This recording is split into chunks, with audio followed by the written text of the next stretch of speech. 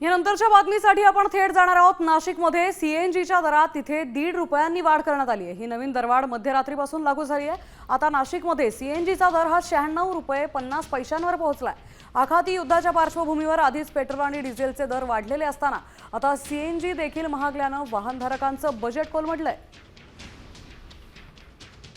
नाशिकमध्ये आज पुन्हा एकदा सीएनजीच्या दरामध्ये तब्बल 1 रुपये 35 पैशांची वाढ झालेली आहे आणि नाशिकमध्ये सीएनजीचा आजचा दर आता 96 रुपये 50 पैसे प्रति किलो इतका झालेला आहे। महिनाभरात जवळपास 2 रुपये 85 पैशाची वाढ सीएनजीच्या दरामध्ये झालेली आपल्याला बघायला मिळते। आखाती युद्धाच्या पार्श्वभूमीवर पेट्रोल आणि डिझेलच्या दरामध्ये एकीकडे वाढ होत असताना आता MNGL कंपनीकडून नाशिकसह उत्तर महाराष्ट्रामध्ये सीएनजीच्या दरात देखील प्रति किलोला जवळपास 1 रुपया 35 पैशांची वाढ मध्यरात्रीपासून करण्यात आलेली आहे। नाशिकमध्ये जर आपण बघितलं तर आधीच सीएनजीचा मोठ्या प्रमाणात तुटवडा असतो आणि त्यामुळे सीएनजी पंपांवर वाहनधारकांच्या लांबच लांब रांगा लागल्याचं चित्र दररोज बघायला मिळत असतं। फरक पडतो या गोष्टीचा, कारण भाडे असतात जे नेमलेले असतात। माझी गाडी पोर्टरला लावली, आता जे आहे ते भाडे रेग्युलर असतात, पण मग जे सीएनजी भाव वाढत जातात तर ते आम्हाला परवडत नाही।